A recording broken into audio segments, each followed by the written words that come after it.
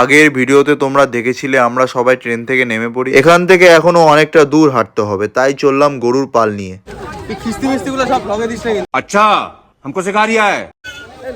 এক হলো মা বাবার সাথে মেলায় আসা, দুই বন্ধুদের সাথে। তিনে যদি তুমি কাউকে আনতে চাও তাহলে তোমার ধ্বংসই হবে। এটা আমার কথা না, এটা আমার এক বন্ধুর কথা। তিনেও কাকে বোঝাতে চেয়েছে সেটা নিশ্চয়ই তোমরা বুঝতেই পারছো। মেন মন্দিরের আগে একটা দোকান থেকে প্রসাদ কিনে নেওয়া হলো মায়ের জন্য। এখন যেই ভিড়টা আমি তোমাদের দেখাবো সেটা হয়তো তোমরা দেখেছো, দেখোনি বলবো না, কারণ মেলায় শুধু আমি একা আসিনি, হয়তো তোমরাও এসেছো। এখানে ভিড়টা এতটাই ছিল যে মায়ের মুখটাও আমি ভালো করে দেখতে পাইনি। এটা আমি আমার সৌভাগ্য মানবো না দুর্ভাগ্য মানবো আমি জানি না, সৌভাগ্যই মানতে হবে, কারণ মায়ের আশীর্বাদ না থাকলে এখানে আসতেই পারতাম না।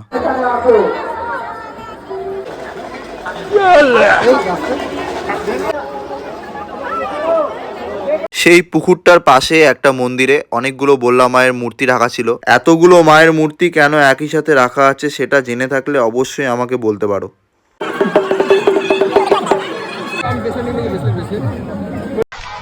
संस्कार हमसे बड़े हैं इसके।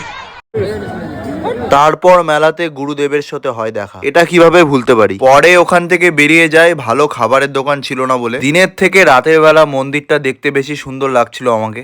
गन्ने का जूस बड़ा गिलास 20 रुपए का, इधर इधर चले आइए।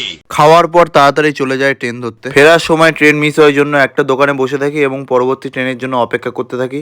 একটা ইয়া গাইবেন নি ওই বাবাই ओए वापस रख उसे। কিছুক্ষণ পর আমাদের ট্রেনও চলে আসে। ভিডিও ভালো লাগলে লাইক, কমেন্ট, শেয়ার, সাবস্ক্রাইব অবশ্যই। দেখা হচ্ছে পরের ভিডিওতে। আর ফলো করতে ভুলো না।